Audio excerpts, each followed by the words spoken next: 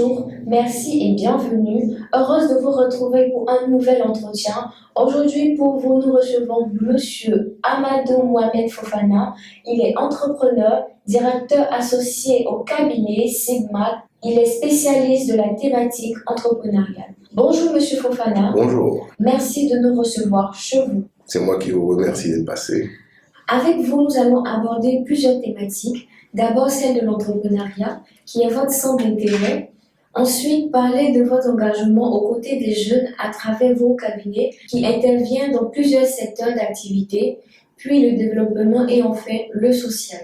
Très bien. Monsieur le directeur, pourquoi l'entrepreneuriat votre centre d'intérêt? Alors, c'est une belle question. D'abord, il faut savoir ce que représente l'entrepreneuriat pour moi et ensuite, quels sont mes centres d'intérêt pour comprendre la corrélation. D'abord, mon centre d'intérêt à moi, il part d'un principe. Il part du principe selon lequel la vraie réussite collective, c'est le bonheur personnel. On dit qu'on a tous réussi quand chacun est heureux. Et c'est un sentiment qui nous dévoile la vraie liberté. La liberté de s'exprimer, la liberté de créer, la liberté de se mouvoir, la liberté de se développer. Voici d'abord mon centre d'intérêt. Mon centre d'intérêt personnel. Et bien sûr, comme le dit la Bible, aime pour ton frère ce que tu aimes pour toi-même. Donc mon centre d'intérêt commun. Et l'entrepreneuriat apparaît pour nous comme une solution idoine aux questions les plus complexes relatives à la jeunesse. Donc le laxisme, le chômage et beaucoup d'autres choses qui minent notre société. Et l'entrepreneuriat apparaît donc comme cette solution magique-là. Donc une solution pour résorber le chômage, pour créer de la valeur ajoutée au sein de la jeunesse, pour permettre à chaque jeune de véritablement être libre dans son esprit, de pouvoir créer, de pouvoir se mouvoir, donc de pouvoir se développer. Donc voici un peu la corrélation qui existe entre ces deux principes pour moi, l'entrepreneuriat et le centre d'intérêt. Donc c'est un sacerdoce que nous portons avec fierté. Qu'est-ce qui vous a fasciné pour autant consacrer toute sa vie à aborder le sujet de l'entrepreneuriat? Toute ma vie, je n'ai pas été entrepreneur. Il faut le dire, non. Et je suis encore très jeune. Ma vie est encore devant moi. Je n'ai pas encore 50 ans. Donc, ma vie est encore devant moi. Et je suis tout jeune.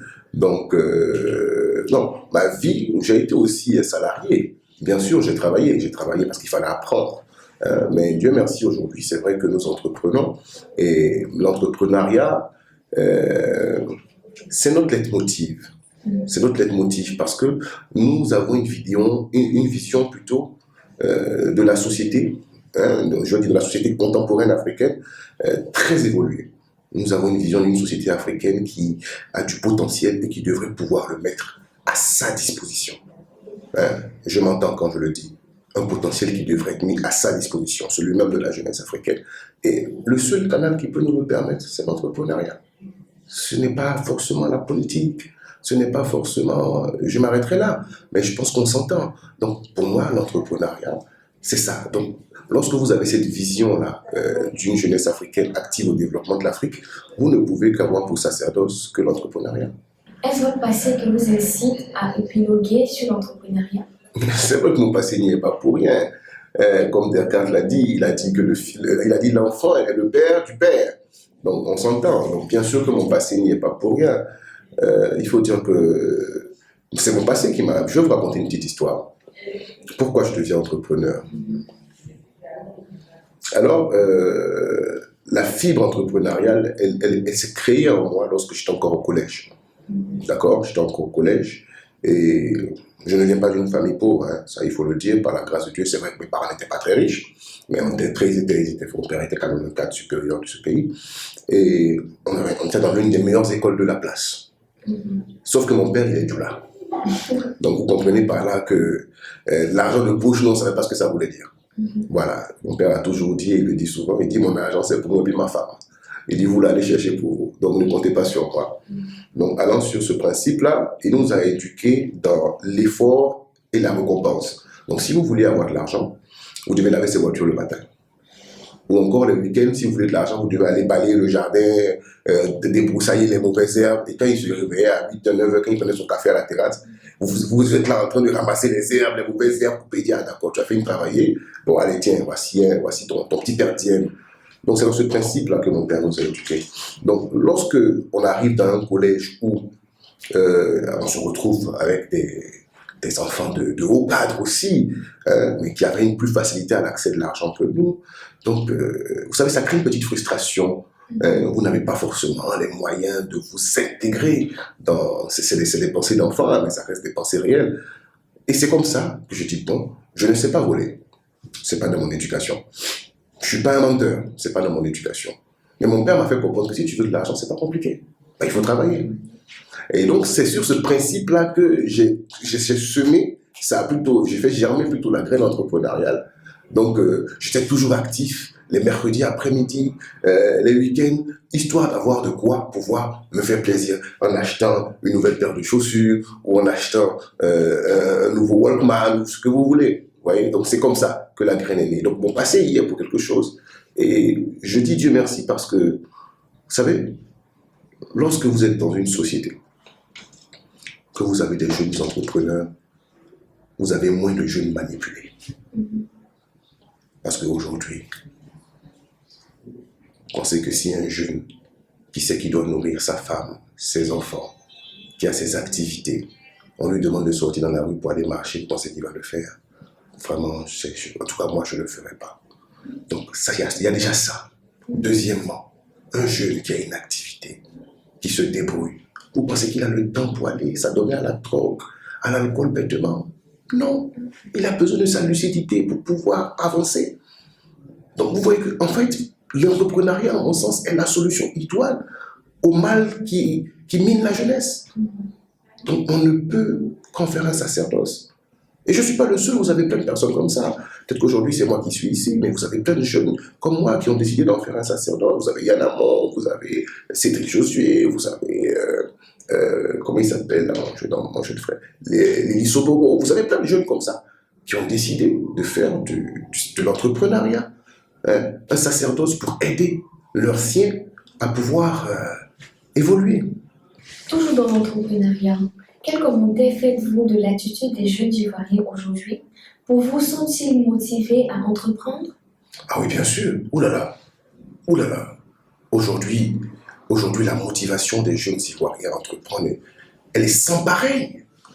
En mon sens, c'est vrai, je suis très jeune, donc je n'ai pas connu toute l'histoire de la Côte d'Ivoire, mais en même temps, c'est une histoire qui est contemporaine. Ce n'est pas une histoire qui a 100 ans. Donc oui, les jeunes Ivoiriens sont plus que jamais motivés à entreprendre aujourd'hui. L'entrepreneuriat est un concept abstrait dans l'esprit de nos parents, de nos grands-parents. Aujourd'hui, c'est un concept urbain. Tous les jeunes sont entrepreneurs, même s'ils ne portent pas la casquette d'entrepreneur. Excusez-moi. Même s'ils ne portent pas la casquette d'entrepreneur, ils le sont. Regardez aujourd'hui dans les collèges, dans les lycées, cette jeune dame qui achète des marchandises qui viennent le revendre à leur père. Regardez aujourd'hui dans les entreprises, des salariés qui ont tous une petite plantation, une petite ferme. Regardez aujourd'hui dans toutes les sphères de la jeunesse. L'entrepreneuriat est plus que jamais présent. Parce qu'en même temps, vous savez, c'est aussi en faveur d'une action gouvernementale globale. Aujourd'hui en Côte d'Ivoire, les conditions de création d'une entreprise, les conditions de développement d'une entreprise sont plus que favorables. La Côte d'Ivoire est vraiment une terre bénie, une terre d'accueil, mais une terre prometteuse. Donc la jeunesse n'est pas inconsciente. Mais ce n'est pas ça la bonne question. La bonne question, c'est de savoir est-ce que les jeunes savent entreprendre.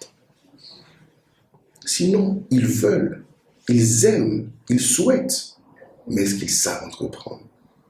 Parce que, comme j'aime le dire, vous savez, avant de créer l'entreprise, il faut créer l'entrepreneur. Parce que l'entrepreneur, c'est lui qui impose son reflet à l'entreprise. Donc, pour avoir une entreprise solide, il faut avoir un entrepreneur d'abord solide. Voilà pourquoi des questions telles que la formation, telles que l'apprentissage, telles que le développement relatifs à l'entrepreneur lui-même sont, à mon sens, les plus fondamentales. C'est ce qui explique que depuis maintenant 5 ans, nous organisons le Salon africain de l'entrepreneuriat. qui est une plateforme gratuite où nous invitons les jeunes à se faire former. On fait venir des formateurs d'Afrique, d'Europe, des États-Unis, que ce soit en comptabilité, en gestion de projet, en marketing, bref, qui viennent donner pendant 48 heures des formations gratuites aux jeunes. Mais en même temps, on ne s'arrête pas là, parce que le tout n'est pas de donner des outils à la jeunesse ou aux jeunes entrepreneurs. Il faut les accompagner. Vous pouvez donner une tabac à quelqu'un, ça ne veut pas dire qu'il sait labourer un champ sur une certaine superficie. Donc, c'est pour compléter cette mesure-là que nous avons le cabinet aujourd'hui, justement, dont vous avez parlé en introduction, le cabinet Sigma. Donc, le cabinet, justement, se veut être un cabinet d'accompagnement. Donc, alors, bon, tout ça, ça répond à notre sacerdoce. Mais c'est notre vision et ce sont les moyens que nous nous donnons pour y arriver. Quelle est la clé pour réussir dans l'entrepreneuriat? La foi. Je n'ai pas besoin de réfléchir deux fois. La foi en Dieu. La foi. En tout cas, la foi en une entité que vous estimez être supérieure. La foi en disant que ce ne sont pas mes efforts qui me font gagner quoi que ce soit. C'est une volonté qui ne dépend pas de moi. Une fois que vous êtes aligné sur cette pensée, croyez-moi, il n'y a pas meilleur secteur d'activité pour avoir la foi que l'entrepreneuriat. Parce que chaque jour est un lendemain incertain. Entre la lutte pour avoir un marché, l'incertitude de se faire payer et le stress de gestion de ses créanciers, il n'y a que la foi qui vous permet de tenir. Pour être un bon entrepreneur, il faut avoir la foi. Tous les concepts là, ça vient après. Oui, tout ça, ça vient après. Mais d'abord, la foi. Quels sont les obstacles que vous, en tant qu'entrepreneur, avez rencontrés durant votre parcours? Le manque d'organisation. Et ce n'est pas seulement que vous avez rencontré, c'est qu'aujourd'hui, tout le monde rencontre. C'est en cela que je dis qu'avant de créer une entreprise, il faut créer l'entrepreneur. Vous savez, le manque d'organisation, c'est quelque chose qui paraît anodin, mais qui est très crucial et qui est très fatal. Parce que vous savez, quand vous créez une entreprise, vous pouvez avoir la vision, vous pouvez avoir tout ce qui va avec. Mais si vous n'êtes pas organisé, c'est une bombe à retardement que vous venez de découpiller. Effectivement. Donc, il faut avoir l'organisation. Et après, la deuxième chose qui vient, c'est les GRH, la gestion des ressources humaines. Comme Amadou Mpateba le disait, il dit pour gérer une personne, pour gérer un mouton, un bœuf, il faut une canne. Pour gérer un troupeau de bœufs, il faut une canne. Mais pour gérer un troupeau d'hommes, il faut autant de cannes que d'hommes. Gérer les ressources humaines est la chose la plus complexe. Chacun vient avec son éducation, chacun vient avec son expérience, chacun vient avec son tempérament. Et vous, en tant que manager, vous devez être une espèce de carrefour, mais surtout de mixeur, où vous devez mettre un peu tout ça, et puis faire sortir le pudding qui vous permet de tenir à flot l'entreprise. Et ça, c'est pas donné. Croyez-moi, c'est pas donné. Mais imaginez-vous comment on se passe chaque jour avec nos conjoints dans la maison. Donc imaginez que vous avez des gens avec qui vous passez plus de temps même que vos conjoints. C'est pas facile. Hein. C'est vrai que c'est pas les mêmes règles, mais bon, écoutez. Donc, pour répondre à votre question de manière brève, première difficulté, l'organisation. Deuxième, GRH. Après, on peut en citer plusieurs. Hein. La mauvaise gestion des finances, quand tu confonds ta poche à la celle de l'entreprise. Après aussi, on peut dire le manque d'information. Parce que souvent aussi, on évolue dans un écosystème où on ne connaît pas les différentes tenants et aboutissants de cet écosystème-là. Il y a plein de difficultés qu'on peut rencontrer, que j'ai rencontrées, il y a plein. Mais c'est la formation. C'est la formation continue. C'est le perfectionnement continu. C'est ce qui vous permet d'être moins con la veille et plus intelligent le lendemain. Quel est votre modèle dans ce domaine? Mon modèle dans l'entrepreneuriat. Bien sûr. Mon modèle ivoirien. On parle de celui Ah, mais ils sont tellement. Là, je pense bien sûr à M. Diabou, qui est pour moi un vrai champion national, donc qui a réussi à créer une entreprise locale qui s'est exportée. Je pense à mon grand frère Fabrice Saounian, qui franchement... Ah non, Fabrice, je l'adore quand même. Oui, M. Fabrice Saounian, je l'adore, il n'y a pas de débat. Parce que il incarne, selon moi, véritablement ce que je voudrais que soit la nouvelle génération, la nouvelle jeunesse. Sur beaucoup de principes. C'est clair qu'il n'est pas parfait, la perfection n'est pas de ce monde, vous me direz. Mais mon modèle à moi, si je vois un entrepreneur qui me plaît, parce que regardez, vous allez comprendre aussi, je vais vous expliquer, il va vous plaire aussi.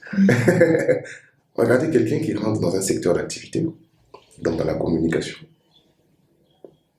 et qui non seulement positionne son label comme étant l'un des meilleurs, mais ne s'arrête pas là. Il s'installe sur toute la chaîne de valeur du secteur d'activité. Radio, télé, presse écrite, événementiel, agence conseil, agence... Et oui, donc il s'installe sur toute la chaîne de valeur du secteur de la communication. Et vous savez ce qui est encore plus dangereux, c'est qu'il fait de chacune de ces entités-là l'une des meilleures. Il ne peut qu'être que le meilleur. Vous entendez? Donc, après, il y en a beaucoup d'autres. Hein. J'ai beaucoup de modèles, Kader Djiré, Lamine Gom, ce sont tous des mentors. Yves Zogo Junior, ce sont des gens que j'ai la chance de côtoyer au quotidien, qui m'apprennent beaucoup. Mais Fabrice, il a un truc, le monsieur. Il a un truc. Si vous revenez à refaire un choix entre entreprendre et travailler dans l'administration. Arrête tes trucs là, je ne peux jamais retourner travailler dans l'administration. Tu n'as même pas besoin de finir ta question. Mais après, ça dépend, hein. Ça dépend, mais franchement, ce serait, excusez-moi, je ne le dis pas pour frustrer, mais ce serait comme un échec pour moi. Pour moi. Si je retourne être en train d'écrire Shell Honor 2, ce serait peut-être pour moi un échec. Mais après, travailler dans l'administration, il y a plusieurs niveaux. Hein. Et il y a plusieurs manières. Vous voyez, aujourd'hui, je travaille déjà pour l'administration en tant que consultant. Donc, je travaille déjà d'une certaine manière dans l'administration. Mais ce que vous entendez par là, c'est encore parti faire un concours de ENA pour devenir, je ne sais pas, parce que je suis financier de formation, pour devenir DAF d'une EPM. Non, ça, non. Vous savez, retenez une chose. On dit ex-président, on dit ex-ministre, on dit ex-directeur, on ne dit jamais ex-entrepreneur. On est entrepreneur toute sa vie. Notre profil de carrière, c'est 99 ans. Dans tous les autres secteurs d'activité, là, bon, ils sont là pour un temps. Après les 60 ans, on les regarde comme ça, on dit, toi, il faut que tu partes, il y a la nouvelle génération qui arrive.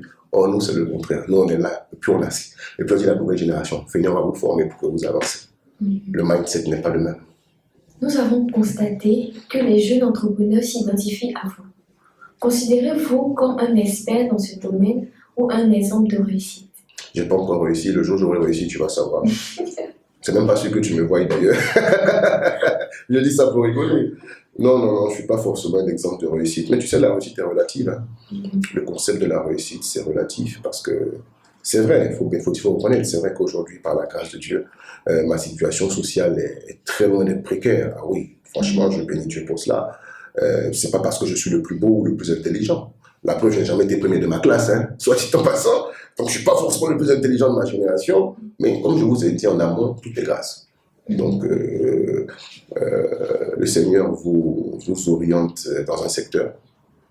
Il vous confère certaines grâces pour que vous soyez un réservoir pour votre communauté.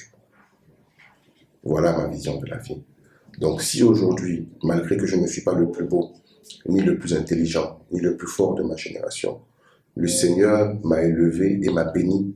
Mais il m'a béni et il m'a élevé pour que je puisse faire élever, que je puisse bénir à travers son nom tous ceux qui sont de ma génération et tous ceux qui sont de ma communauté, voire plus loin.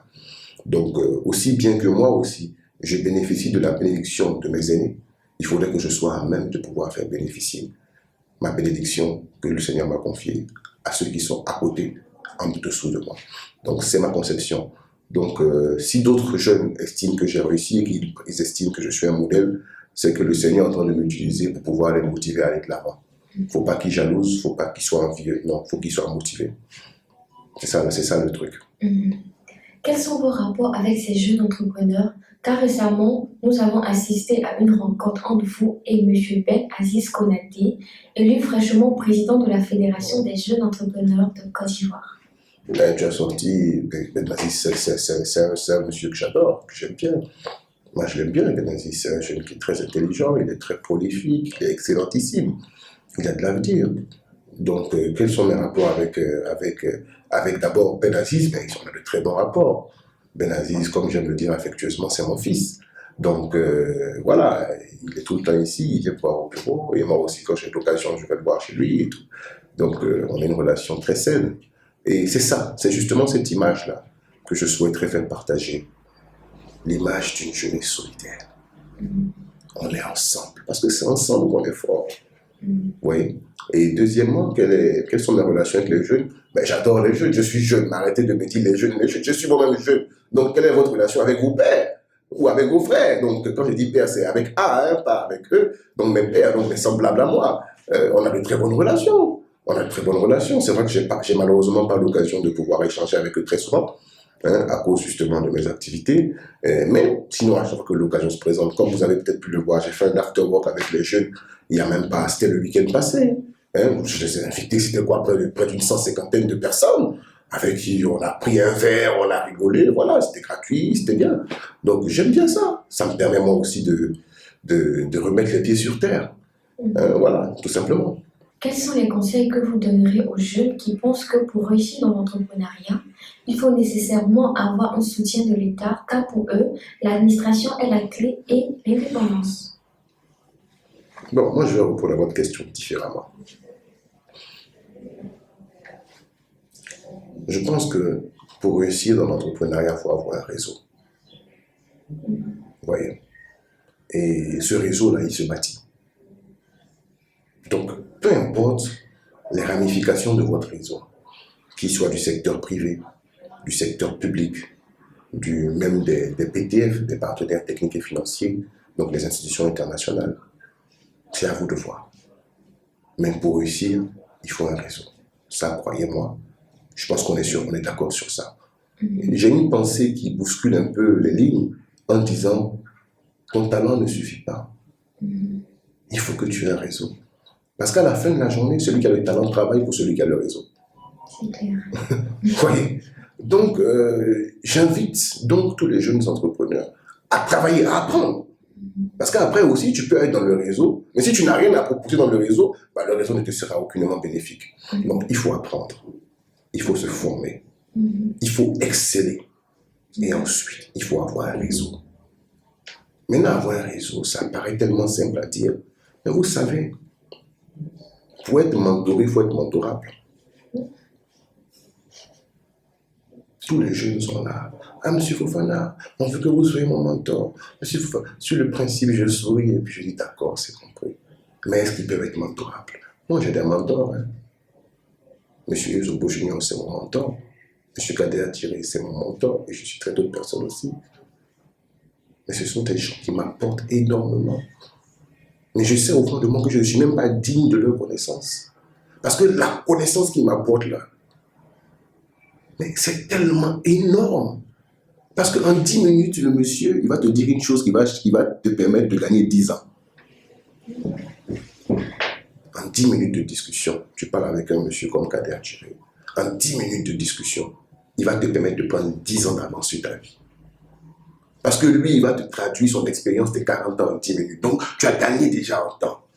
Il y a des épreuves que tu vas avoir demain, auxquelles tu n'auras même plus besoin de paniquer. Parce que tu as eu 10 minutes de discussion avec lui. Voilà pour être que tout est grâce. Mais pour être mentoré, il faut être mentorable. Donc, mon conseil, les gars, formez-vous. Battez-vous. Et puis après, développez votre réseau. Mais n'oubliez pas, vous savez, on a pour tendance à penser que l'entrepreneuriat est un secteur d'activité qui est axé sur l'argent. C'est vrai, nous cherchons à faire du profit. On aime avoir de belles voitures, de belles maisons. Bon, j'ai déjà une belle femme, donc ça va. Mais au-delà de ça, il faut qu'on comprenne que la vraie richesse, c'est pas amasser des capitaux. Hein. Non. La vraie richesse, c'est de pouvoir avoir des moyens de développer son environnement social. C'est ça la vraie richesse. Entre celui qui a 5 milliards sous son lit et celui qui a 1 million, qui crée une entreprise qui embauche 2 personnes, je donne mon respect à celui qui a créé une entreprise qui embauche 2 personnes et non à celui qui a 5 milliards sous son lit.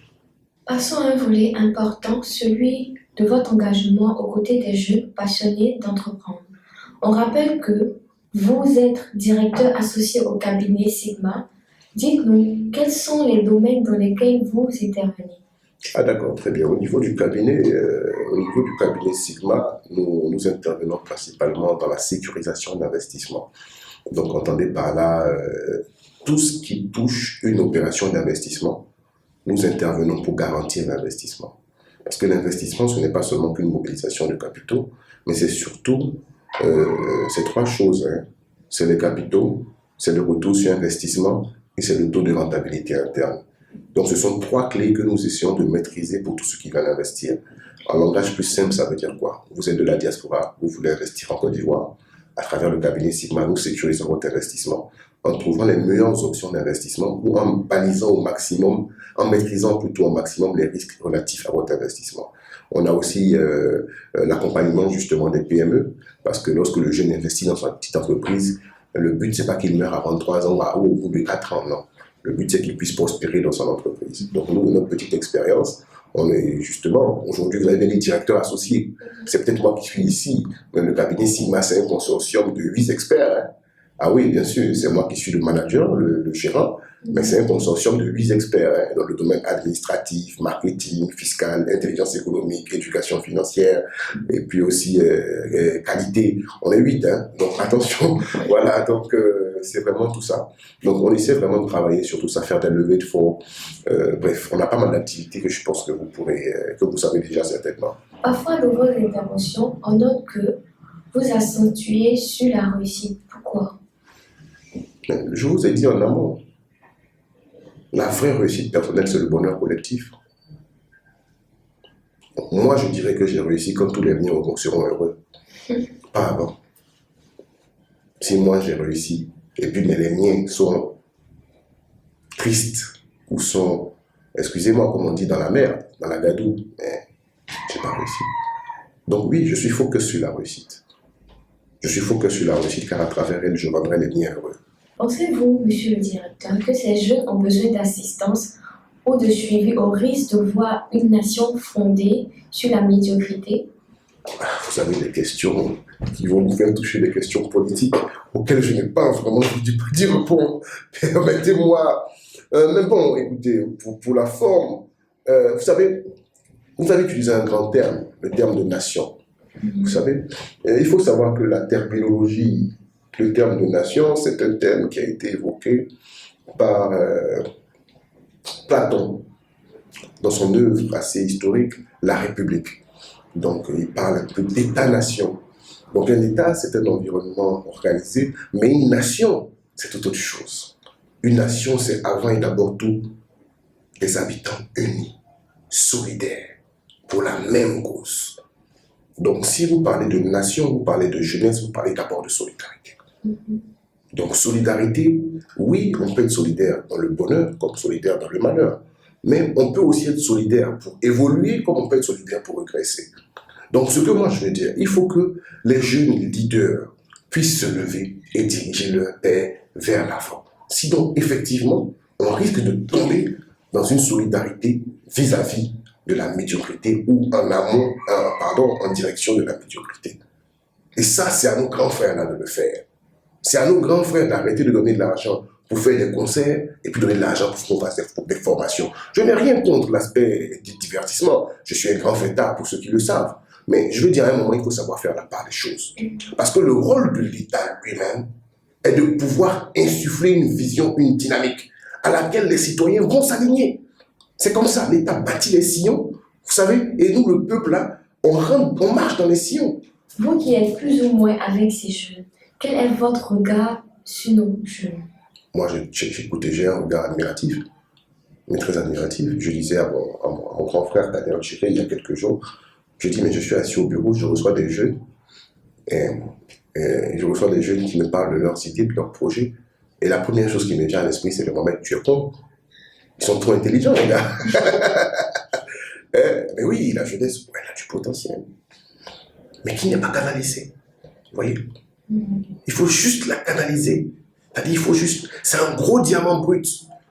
Il faut le polir, il faut le tailler, il faut le sculpter pour qu'il puisse avoir de la valeur. Mais là, c'est aussi notre responsabilité à nous de tailler, de polir, de sculpter ce diamant-là. Mais le problème, c'est que le maître arrive quand l'élève est prêt, pas avant. Aujourd'hui, vous avez affaire à une jeunesse qui malheureusement manque de valeur, manque d'humilité, manque de patience, manque de sagacité. Ils sont trop chauds.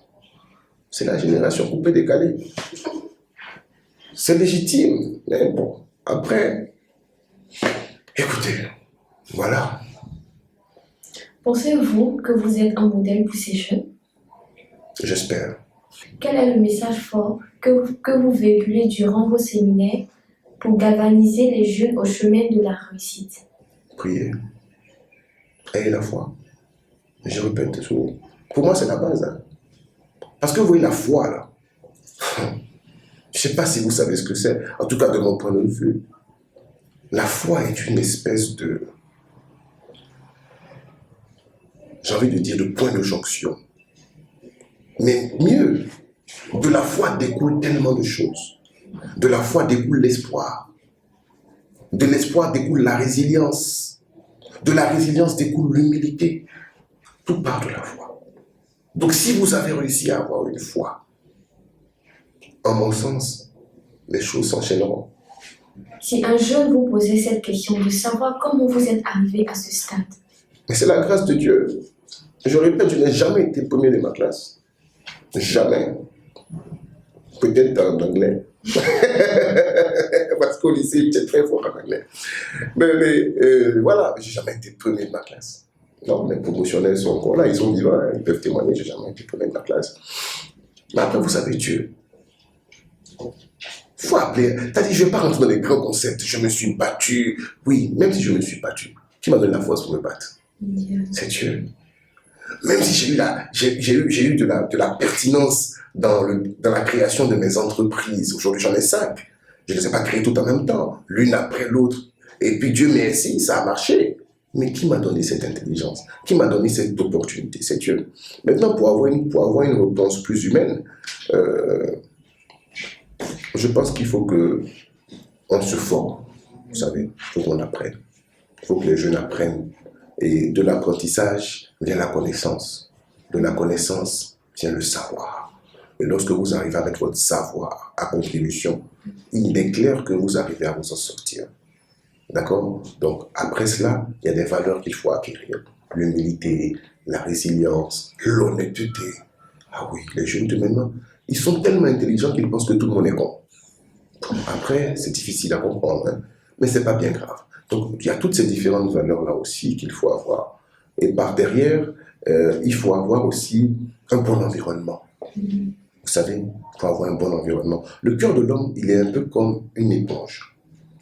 Alors, si je prends une éponge, que je l'imprègne dans de l'eau, lorsque je ressors l'éponge, que je la presse, qu'est-ce qui en sortira? De l'eau. Et si je la mets dans du vin, quand je fais ça, que je l'imprègne, qu'est-ce qui en sortira? Du vin. D'accord, donc considérez le cœur de l'homme comme l'éponge et l'eau et le vin comme l'environnement dans lequel il se retrouve. Donc, en fonction de l'environnement dans lequel vous évoluerez, mais vous prenez, en tout cas de manière très directe, vous prenez ces aptitudes-là.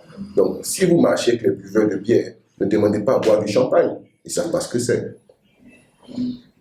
C'est une métaphore pour les jeunes, pour qu'ils comprennent ce que je veux dire. Êtes-vous fier de la croissance de votre pays? Ah, bien sûr. Ah, bien sûr. Ah, moi, j'ai pas 15 ans. Hein. Ah, moi, j'ai pas 15 ans. J'ai connu beaucoup de présidents avant celui-là. Donc, oui. Ah oui, bien sûr. C'est même pas un débat. La Côte d'Ivoire est...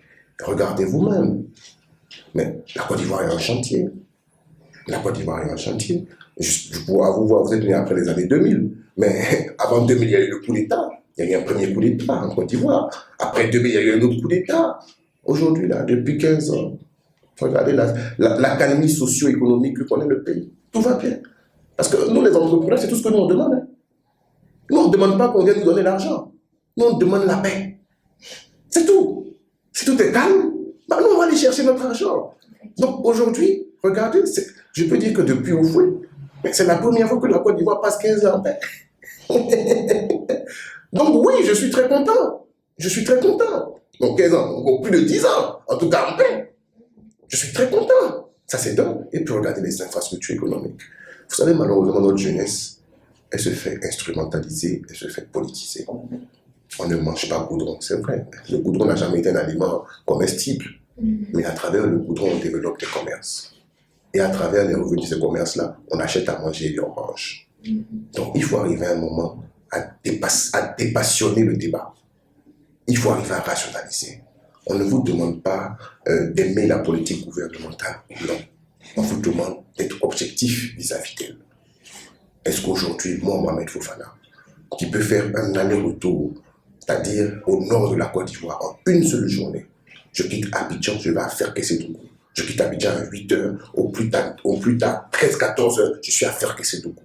Je fais mes activités là-bas. Je reprends ma voiture à 17 heures, au plus tard 22 heures, je suis à Abidjan, je dors avec mes enfants. C'était pas possible en Côte d'Ivoire il y a moins de 10 ans.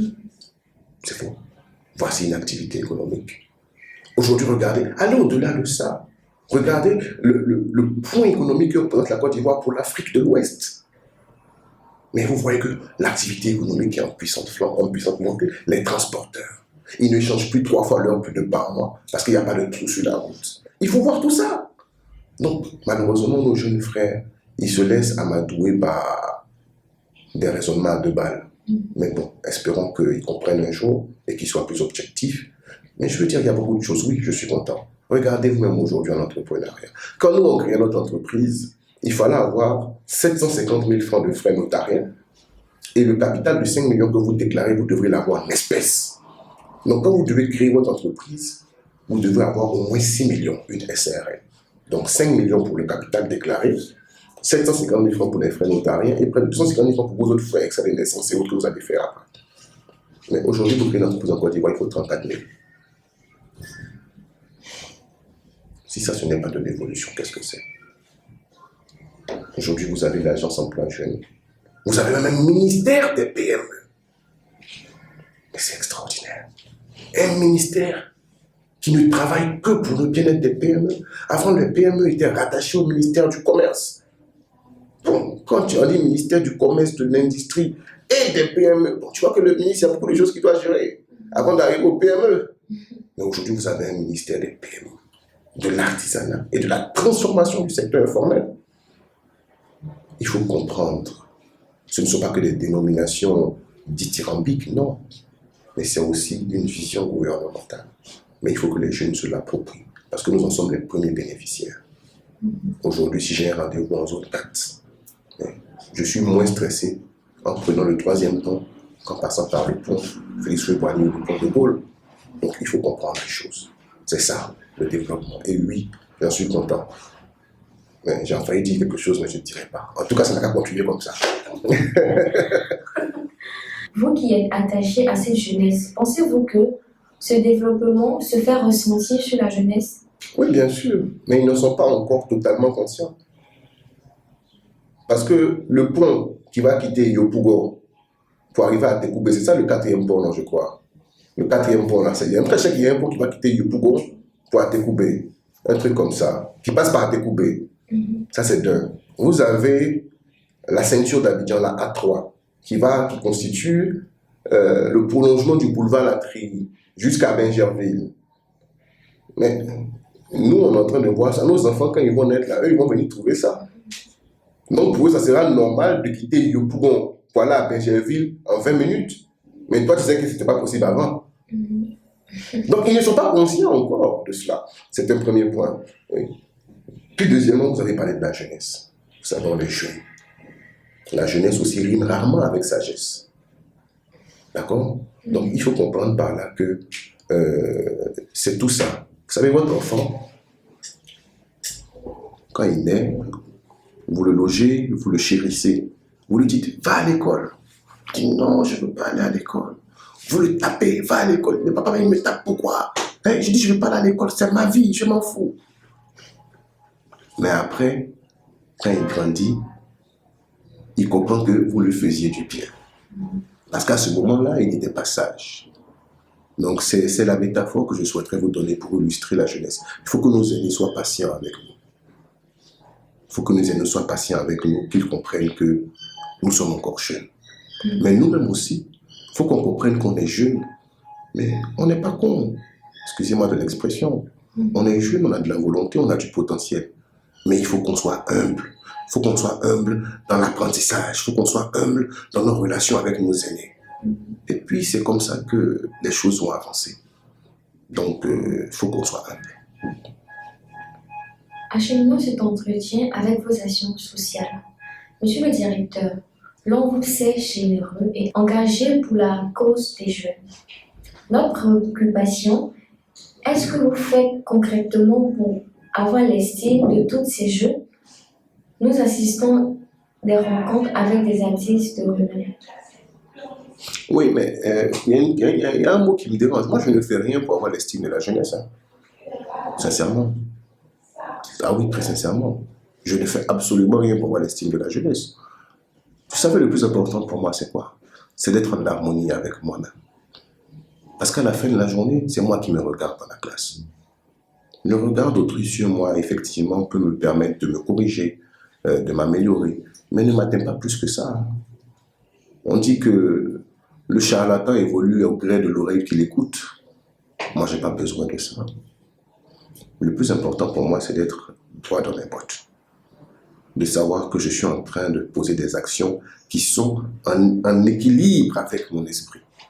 Donc, que ces actions-là trouvent écho favorable auprès de la jeunesse, mais c'est tant mieux. Que ces actions-là ne trouvent pas écho favorable, c'est tant pis. Mais tant que je suis en harmonie avec moi-même, je suis bien. Vous voyez? Donc, après, par derrière, donc, je ne cherche pas l'estime de la jeunesse. Alors là, pas du tout. Je cherche l'estime de Dieu. Voilà. C'est lui le pourvoyeur sans fin. C'est lui le donateur et l'ordonnateur. Et c'est vers lui, c'est de lui que nous venons, et c'est vers lui que nous retournerons. Donc, à la fin de la journée, l'estime de la jeunesse, ça me sert à quoi? Et puis, croyez-moi, hein, si vous arrivez à être droit dans vos bottes, selon vos principes, et surtout selon les principes divins, les hommes ne pourront que vous aimer. Sauf ceux qui n'aiment pas le divin. Donc, ceux qui vous aimeront seront les gens qui doivent vous aimer. Et ceux qui vous détesteront seront les gens que vous-même vous devez détester. Même si en vérité, il n'y a même pas de place dans mon cœur pour détester que ce soit. Monsieur le directeur, selon des indiscrétions, vous aidez beaucoup ces jeunes. Pourquoi tant de générosité? Mais je vous ai dit, rien de ce que j'ai ne mérité. Nous nous considérons comme un canal. Nous sommes une espèce de bol comme ça. Hein? Je vais aller terre à terre. Et puis Dieu met la bénédiction dedans. Mais c'est pour que chacun puisse boire un peu. Donc aider des jeunes, en vérité, c'est m'aider moi-même. Parce que j'ai des enfants. J'aurais voulu que dans la vie de mes enfants, il y ait quelqu'un qui puisse les aider. Moi, je suis tout là. Vous savez, le partage chez nous, mais depuis le bas âge, on nous l'apprend. Parce que même quand un étranger vient chez vous, qui n'avait pas prévenu, ta nourriture, non, on lui donne. Vous comprenez? Donc, on est né dans ça, on a grandi dans ça. Comme on aime le dire, allez, Julia aime faire sacrifice, partager des choses, mais c'est notre éducation dans un premier temps.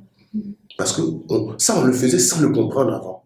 On le faisait parce que nos parents nous demandaient, nous imposaient de le faire. Mais aujourd'hui qu'on a grandi, on comprend que c'est quelque chose qui, en vérité, nous rend flou. Parce que ce qui t'appartient, c'est ce que tu donnes. Et plus tu donnes, tu en as. C'est aussi un secret de la vie. Quelle est la leçon que vous tirez de la vie pour avoir un si grand cœur?